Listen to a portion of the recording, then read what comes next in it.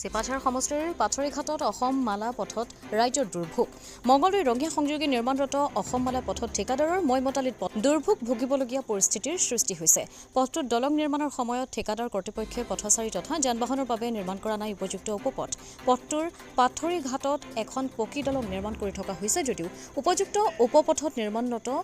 নিৰ্মাণত গুৰুত্ব দিয়া নাই এতিয়া ঠিকাদাৰ কৰ্তৃপক্ষই উপপথত এখন কাঠৰ দলং ঠিকাদাৰে নিৰ্মাণ কৰিছে যদিও নিম্নমানৰ কাঠ ব্যৱহাৰ কৰাৰ বাবে এমাহতে বন্ধ হৈ পৰিল যাতায়াত যাৰ বাবে দিগজ নদী পুতি পুনৰ নদী উপপথ নিৰ্মাণ কৰিছিল যদিও বাহন যাতায়াত কৰাৰ ক্ষেত্ৰত বা লগে লগে উপপথটিত বোকাময় হৈ পৰে যাৰ ফলত বৃহস্পতিবাৰে নিশালৈ ঘণ্টা আবদ্ধ হৈ পৰে শ দুচকীয়া আৰু চাৰিচকীয়া বাহন একাংশ দুচকীয়া বাহনৰ গৰাকী বোকাময় পৰিৱেশৰ বাবে দুৰ্ঘটনাত পতিত হোৱাও দেখা যায় পাথৰিঘাট আঞ্চলিক ছাত্ৰ সন্থাই তৎকালে উপপথটি ভালদৰে নিৰ্মাণ কৰি ৰাজ্যক সুচল যাতায়াতৰ ব্যৱস্থা কৰিবলৈ লোক নিৰ্মাণ বিভাগক দাবী জনাইছে পাথৰিঘাটৰ দলংখন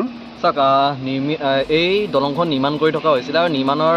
কাৰণে অস্থায়ীভাৱে এখন দলং নিৰ্মাণ কৰা হ'ল কাঠেৰে অতি নিম্নমানৰ কাঠ ব্যৱহাৰ কৰি এখন দলং নিৰ্মাণ কৰিলে কিন্তু দলংখন নিৰ্মাণৰ এমাহ পিছতেই দলংখন ভাঙি গ'ল কাৰণ যদিও কোৱা হয় দুচকীয়া বাহন কেৱল মাত্ৰ যাব পাৰে তাৰপিছতো চাৰিচকীয়া বাহন গ'ল কাৰণ বিকল্প একো নাছিলে চাৰিচকীয়া বাহন যোৱাৰ ফলত দলংখন ভাঙি গ'ল আৰু এতিয়া আকৌ এটা অস্থায়ীভাৱে পথ বনালে কিন্তু আজি গোটেই দিনটো ধৰি ছাত্ৰ ছাত্ৰীৰ পৰা আদি কৰি সাধাৰণ ৰাইজলৈকে সমস্যাত ভুগি থাকিবলগীয়া হৈছে ঘণ্টাৰ পিছত ঘণ্টা ধৰি যান জঁটৰ সৃষ্টি হৈছে না বিভাগীয় কৰ্তৃপক্ষ না ঠিকাদাৰৰ মানুহে বা অন্য কোনোবা বিভাগীয় বিষয়ববীয়াই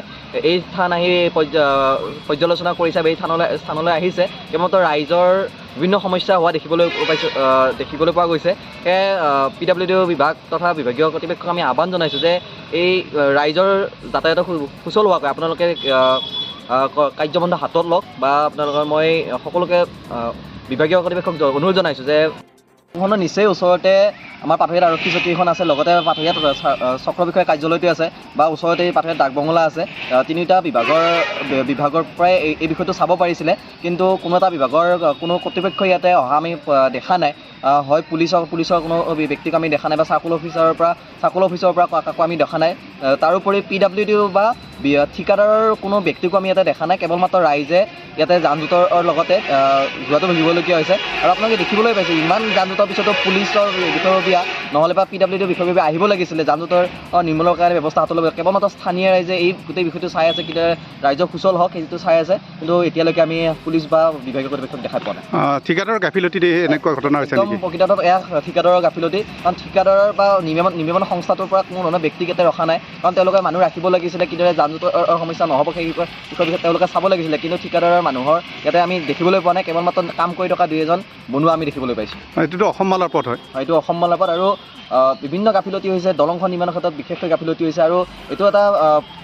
এইটো ৰাস্তাৰ প্ৰধান যাতায়াতৰ স্থল আপোনাৰ এই ৰাস্তাটো যেতিয়া নিৰ্মাণ হওঁতে এই গাফিলতিৰ সৃষ্টি হৈছে সঁচাকৈ দুখ পাইছোঁ কাৰণ ৰাইজৰ অসুবিধাৰ সৃষ্টি হৈছে ছাত্ৰ ছাত্ৰীৰ অসুবিধাৰ সৃষ্টি হৈছে আৰু আজি গোটেই দিনটো ধৰি ঘণ্টাৰ পিছত ঘণ্টা ধৰি মানুহে জামত ফচি থাকিবলগীয়া হৈছে মংগলদৈৰ পৰা জয়দেৱ ডেকাৰ ৰিপৰ্ট অমৃত নিউজ 24/7 অমৃত প্ৰবাহ অসমীয়া সাপ্তাহিক কাকতৰ ডিজিটেল সংস্কৰণ অমৃত নিউজ সত্যৰ সন্ধানত অমৃত নিউজ